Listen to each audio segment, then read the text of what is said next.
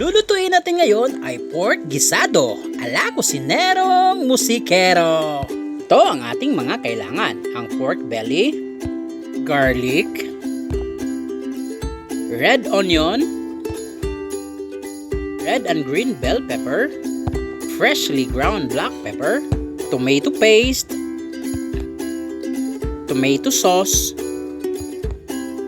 green peas, at galyeta.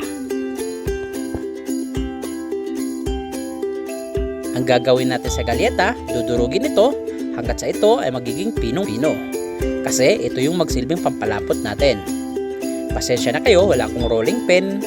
Kaya itong bote ng Red Doors ang gamit ko. Pero huwag kayong mag-alala, wala nang laman yan. Kasi ininom ko na yan bago tayo mag-umpisa.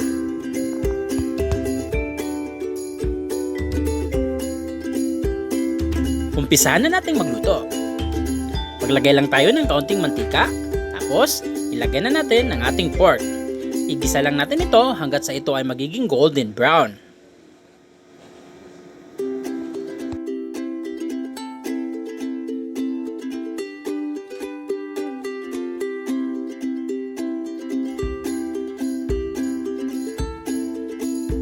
At kapag golden brown na ang ating karne, ilagay na natin ang ating garlic. At igisa lang ito.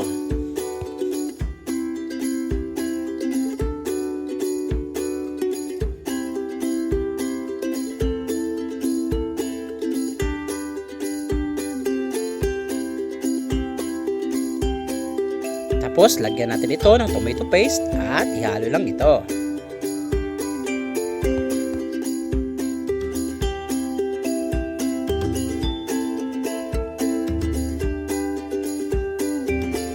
Pagkatapos natin lagyan ng tomato paste, lagyan din natin ito ng tomato sauce.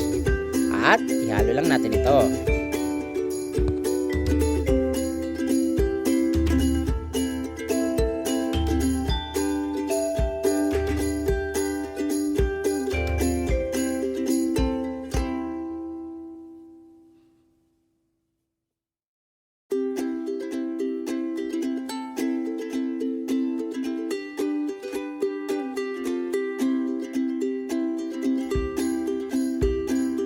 Lagyan natin ito ng kaunting paminta. Lagyan din natin ito ng kaunting brown sugar para magbalanse yung tamis at asim ng ating niluluto.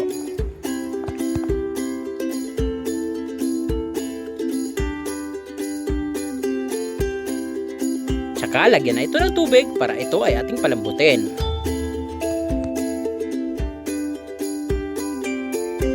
At bago natin ito takpan, ilagay na ang pork cubes. Papalambutin natin yung karne at least 10 to 15 minutes. After 15 minutes, ito na yung itsura ng ating karne. Mukhang malambot na din ito, kaya ilagay na natin yung ating carrots at yung patatas.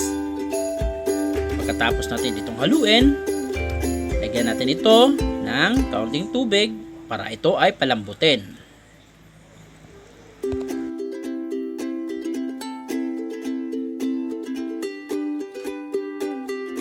Palambutin natin ito ng at least 8 to 10 minutes.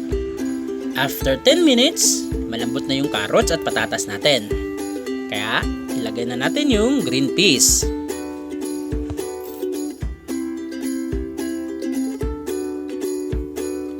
Tapos, lagyan ulit natin ito ng tubig. Ito yung magsisirbing sarsa. Kaya depende na sa inyo kung gaano kadami yung ilagay yung tubig. Mas madami, mas madaming sarsa. Lagyan din natin ito ng kaunting liquid seasoning para dagdag sa lasa. At ilagay na natin ang ating dinurog na galyeta. Ito yung magsilbing pampalapot natin.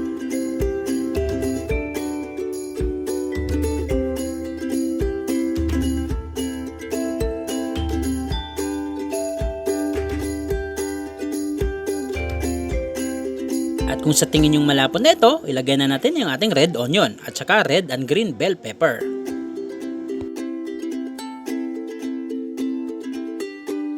Konting halo lang at pwede na itong ihain. Charan! Ito na ang ating pork gisado ala kusinerong musikero. Happy eating!